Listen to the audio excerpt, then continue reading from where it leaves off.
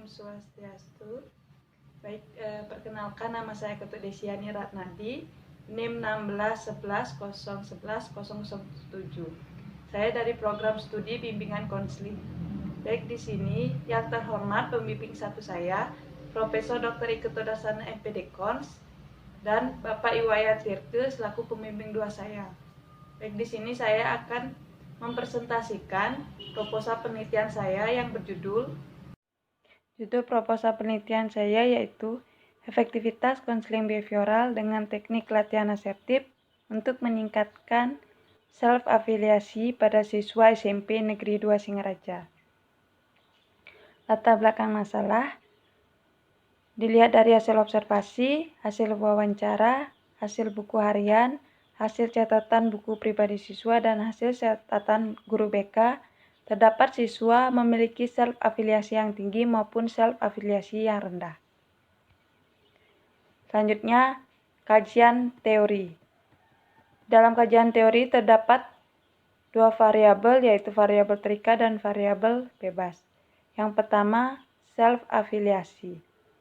Self-afiliasi adalah kemampuan individu untuk berkumpul dengan teman, setia dan patuh kepada teman, dan berpartisipasi aktif di dalam kelompok. Di dalam self-afiliasi terdapat 3 indikator. Yang pertama, mampu berkumpul dengan teman. Yang kedua, setia dan patuh kepada teman. Yang ketiga, berpartisipasi aktif di dalam kelompok. Selanjutnya, teori konseling behavioral. Pengertian teori konseling behavioral adalah konseling yang berdasarkan pada tingkah laku yang didasarkan atau dibentuk dan ditentukan oleh lingkungannya, dan perilakunya sesuai dengan proses latihan. Selanjutnya, teknik latihan asertif.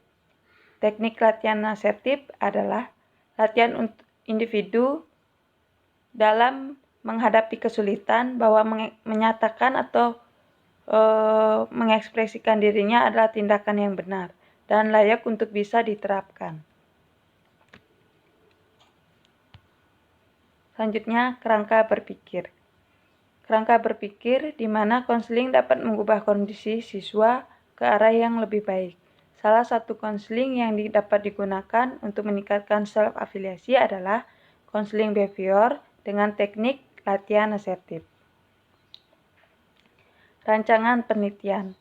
Jenis penelitian yang digunakan dalam penelitian ini adalah Randomized Control Trial atau RCT. Populasi dan sampel. Populasinya, peneliti mengambil keseluruhan kelas 8 yang berjumlah 10 kelas. Keseluruhan kelas 8 yaitu 330 siswa. Sampel.